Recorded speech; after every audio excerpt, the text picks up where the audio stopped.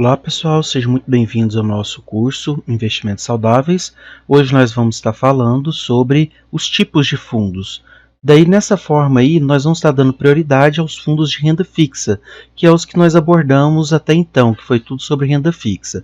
Nos vídeos posteriores nós vamos estar falando sobre fundos multimercado, fundos de ações, cambiais, que daí já tem uma característica mais relacionada a tipo de investimento em renda variável. Daí, então hoje vai ser uma ideia geral sobre os tipos deles e como que vão dar as classificações. Primeiramente, nós temos que a CVM vai classificar alguns tipos básicos de fundos.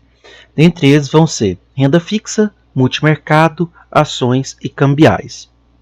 Isso daí vai ser dado pela construção da carteira, Tem formas de você construir cada carteira desses investimentos. E não é só porque ele é renda fixa, porque ele vai ser totalmente isento de risco, Daí tem as classificações dentro de renda fixa, multimercado e ações. Daí então, também nós temos o quê? Nós temos outros tipos de fundos, que é uma forma mais abrangente de ver. Também na instrução da CVM 555 fala deles, que vai ter a renda fixa, multimercado, ação e cambial, que vão ser os que ela define lá os tipos de porcentagem de carteira. Daí nós temos também fundos imobiliários, nós temos vídeos falando sobre esses fundos imobiliários já no nosso canal. Também temos as ETFs, que são formas de você acompanhar vários tipos de ações. Aí é como se você pegasse o rendimento médio de várias ações, que daí tem aí o índice Bovespa, que é um dos principais que são observados. Também temos fundos de participação e fundos de direito creditório. Daí esses dois aqui nós não estaremos falando sobre eles, só vamos falar por cima o que é. Vamos focar mais nesses primeiros aqui. Bem, primeiramente nós separamos em duas partes. Nós temos os fundos de investimento e os fundos de cota. Os fundos de cota eles têm que ter 95% do seu capital investido em outros fundos. Ou seja, se você investiu num fundo de cotas, ele não vai investir diretamente comprando ali um ativo de renda fixa ou uma ação. Ele vai investir em outro fundo para você.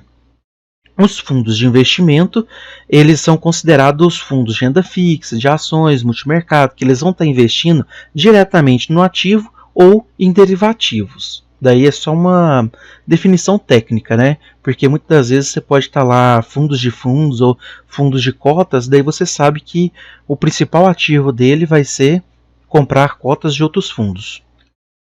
Temos também que observar a carência. Isso daqui é mais dado quando você faz um fundo de investimento que ele é tipo previdenciário. Muitos dos fundos previdenciários, tudo que você vai fazer de previdência é um fundo de investimento. Daí normalmente eles colocam um prazo de carência que você não pode tirar o seu dinheiro naquele período, de forma alguma. E também tem os fundos sem carência, que você pode aportar e retirar quando quiser, satisfazendo o prazo de cotização do fundo. Também temos os fundos que são abertos e os fundos fechados. Nos fundos abertos, nós temos que, ao entrar no fundo, você compra cota e vende cota diretamente para o fundo. Os fundos fechados, por exemplo, desses daqui são os fundos imobiliários, eles lançam a cotas no mercado, daí quando você quer vender ou comprar, você tem que entrar no mercado, que normalmente é regido pela B3 aí, Daí você vai lá na sua corretora e dá o lance, se você quer comprar ou vender o fundo seu, a cota do seu fundo. Daí nesse caso, os fundos que são abertos, eles já têm outra característica. Daí você compra e vende diretamente para o fundo. Mas nesse caso nós ainda temos a possibilidade do gestor vir fechar o fundo para resgate para compra. Daí nesse sentido nós temos que considerar, se o fundo ele está fechando para resgate, é porque está acontecendo alguma coisa muito ruim, normalmente.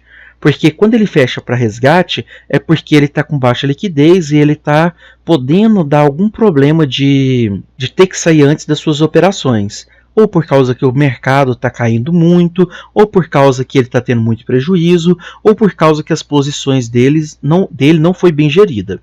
No outro caso, que é a compra, ele pode fechar para novas compras, ou seja, para novas pessoas aportarem nele, porque ele tem uma estratégia. E normalmente o fundo vai ter uma estratégia vencedora, que é aquela que ele considera a melhor para ele aplicar, porém, com o aumento da quantidade de pessoas que compram as cotas dele, ele começa a ter um montante muito elevado de capital e acaba que ele não consegue mais exercer a estratégia vencedora. Então ele começa a ter necessidade de fazer uma estratégia que não é vencedora. Daí então ele começa a perder rentabilidade por causa disso. Nesse sentido é interessante, porque se você já sabe disso daqui e você sabe que o fundo pode perder rentabilidade por não ter uma estratégia, não fazer a sua estratégia que ele acha melhor, porque tem muito capital, você pode estar observando isso. Se o fundo aumenta muito o patrimônio líquido dele, você tem que observar se a rentabilidade dele continua alta, porque se ela começar a cair e ele não fechar, ele vai continuar caindo posteriormente, porque a estratégia vencedora dele já pode ter saturado e ele não consegue exercer mais aquela estratégia para os próximos anos. Então isso é uma coisa que você sempre tem que estar observando. As vantagens, né? As principais vantagens que você tem em comprar uma cota de fundo é que você tem acesso a produtos que anteriormente você talvez não teria, porque os fundos em si, eles têm um CNPJ e eles são considerados investidores qualificados e profissionais. Então, você lembra daquela hipótese que nós colocamos que você não conseguiria investir em alguns tipos de produtos, porque eles tinham a exigência de ser investidores qualificados ou profissionais? Os fundos já não têm esse problema. Eles conseguem ter acesso a esses produtos e podem ter uma rentabilidade melhor do que no mercado. Além da diversidade, você pode colocar num fundo que investe em outros fundos, logo ele diversifica para você. Você tem as ETFs também, que eles podem diversificar entre vários tipos de ativos do mercado financeiro, e você tem os fundos que podem investir em qualquer uma dessas características, né? E fundos de renda fixa também que conseguem diversificar, obtendo uma rentabilidade melhor com menos risco para você. Também temos a liquidez dos fundos e a expertise. Porque se você considera que todos os gestores do fundo ele tem uma certificação, ele tem o gestor, tem o administrador, tem toda uma equipe em volta daquilo, então eles trabalham para isso. E se você não tem tempo, você terceiriza para ele que está observando o mercado financeiro a todo momento. As taxas, né? Você tem que observar as taxas de administração e gestão do fundo, as taxas de performance. Normalmente essa taxa de performance eles não são cobrados dentro dos fundos de renda fixa simples de referenciados, né, nos quais eles tentam seguir um índice ou então compram somente títulos que são referenciados ou indexados em cima de um índice, e os de curto prazo. E também temos as entradas e saídas, né?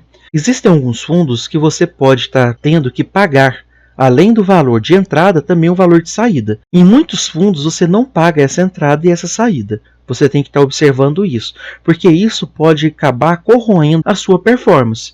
Porque em vez de você investir ali 100, 500 reais, você teria investido 105 reais, 505 reais. Depois, na hora de tirar, você teria que pagar mais 5 reais para saída, ou então 10, 20, dependendo da forma que o fundo cobra, né? Então isso aí pode corroer totalmente a sua rentabilidade.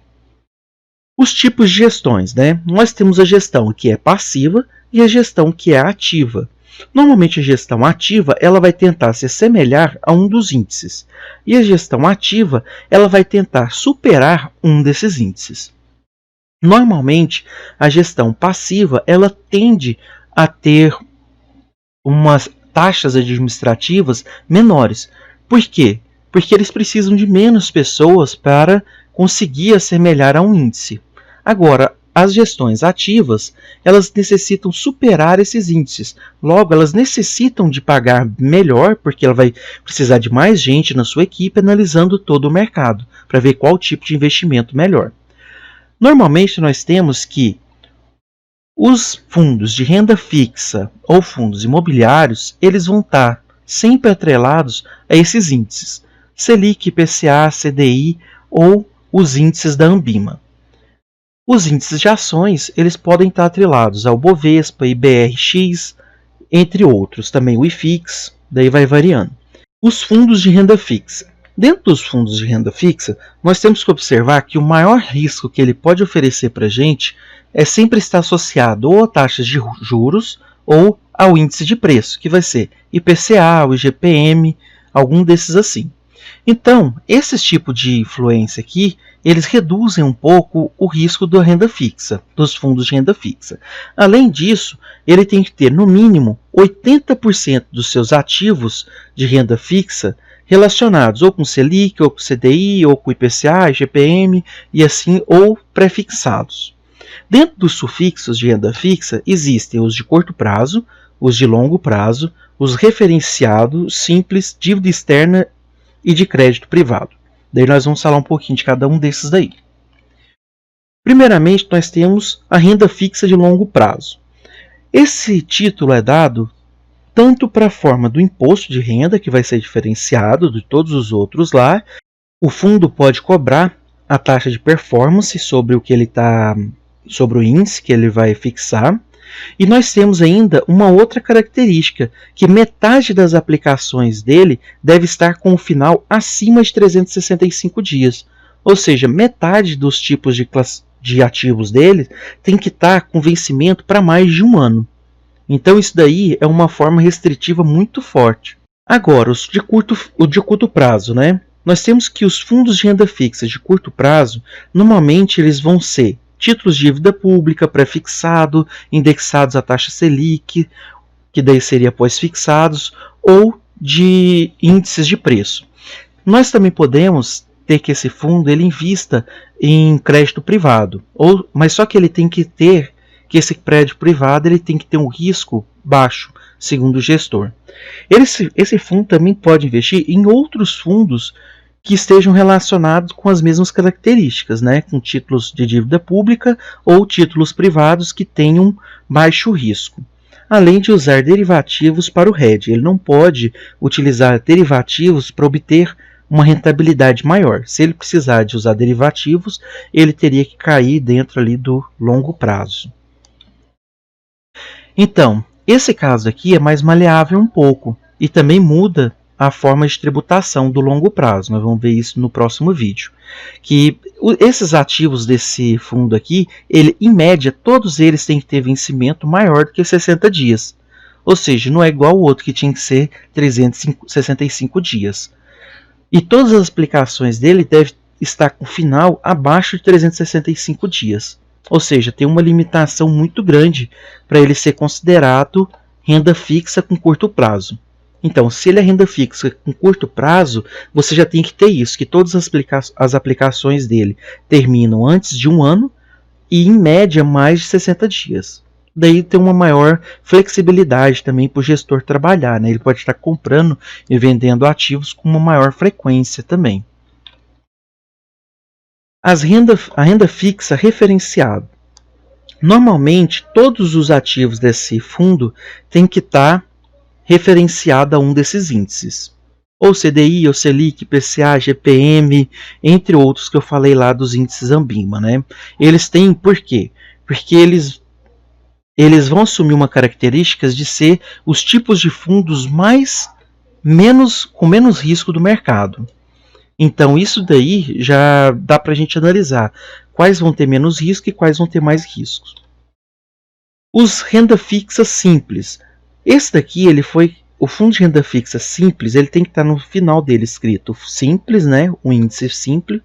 Ele tem que estar escrito simples no final dele. E normalmente ele veio para substituir a poupança. Daí então, o gestor pode comprar títulos de dívida pública ou similares ao tesouro, né? Com o risco mais baixo possível do mercado. Então esse daqui seria normalmente aqueles